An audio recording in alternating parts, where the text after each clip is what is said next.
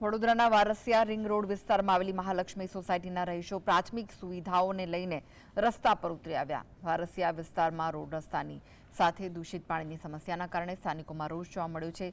સ્થાનિકો દ્વારા વેરો ભરવા છતાં પણ બહારથી પાણીના ટેન્કરો મંગાવવા માટે સ્થાનિકો મજબૂર બન્યા। સ્થાનિકો દ્વારા વારંવાર તંત્રને રજૂઆત કરવા છતાં પણ સમસ્યાનું નિરાકરણ આવ્યું નથી, જેના કારણે લોકો ત્રસ્ત થઈ ગયા છે। સ્થાનિકોએ તંત્ર પર આક્ષેપ લગાવતા કહ્યું કે દિલ્હીમાં લોલીપોપ આપીને ચૂંટણી જીત્યા છે, અમને પણ લોલીપોપ આપી હતી। સ્થાનિકોએ કામ નહીં થાય તો આવનારી ચૂંટણીઓમાં બહિષ્કાર કરવાની ચીમકી ઉચ્ચારી।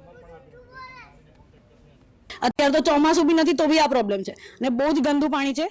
હવે આમાં કોઈ બીમાર થશે તો જવાબદારી કોણ લેશે? અમે ખાલી એટલું પૂછીએ છીએ, તમે કહી દો પાણી વાપરીએ અમે, ચલો આવું, પણ આવું કોઈ બીમાર થશે તો જવાબદારી કોની? સરકાર લેશે જવાબદારી, ખર્ચો ઉઠાવશે સરકાર બીમારીનો, બરાબર છે? જવાબ આપી દો અમને તો ચાલશે, અને બીજું કંઈ નથી જોઈતું। શું માનો છો? દિલ્હીમાં તો સરકાર બની ગઈ છે, અહીંયા પણ સરકારે એ લોલીપોપ આપીને બની છે, અહીંયા બી એ રીતે જ બની હતી। અમે વોટ આપ્યા છે, ભરી ભરીને વોટ આપ્યા છે, અમે કહીએ છીએ અમે મોદીને જ વોટ આપ્યા છે, ભરી ભરીને આપ્યા છે, પણ આવી રીતે અગર કોઈ સોલ્યુશન નહીં લાવે તો બીજી વાર અમે લોકો હવે કોર્પોરેશન અમે વોટ જ નથી આપવા, અમને કોઈ પાર્ટી નથી જોઈતી, બરાબર છે? ઇલેક્શન આવી રહ્યું છે, અમે વોટ આપવા જ નહીં જઈએ, બરાબર છે? આવું જે લોકોને કરવું હોય તો અમારે વોટ આપવા જ નથી હવે।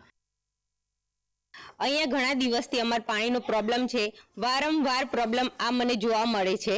હું તો ભાડુઆત છું તો બી મેં આ પ્રોબ્લેમ અહીંયા આવીને જ જોયો। અત્યાર સુધી હું બહુ બધા જિલ્લાઓમાં ફરી છું, પણ આ પહેલી વાર જ બરોડામાં આ પ્રોબ્લેમ રોડ, રસ્તા, પાણી બધાનો જોવા મળે છે। અમારું ટ્રાન્સફર વારંવાર થતું હોય છે, તો બરોડા સિટી ખાલી કહેવા પૂરતી જ સિટી છે કે સંસ્કારી નગરી। સંસ્કારી નગરી ગઈ ક્યાં, જ્યાં આગળ પાણીનો આટલો પ્રોબ્લેમ, રોડ રસ્તાનો આટલો પ્રોબ્લેમ। એકવાર કોર્પોરેશનના માણસો જાતે એક્ટિવા લઈને ચોમાસામાં આવે તો ખબર પડે કે એક્ટિવા કેટલું ડૂબે છે અંદર આવતા।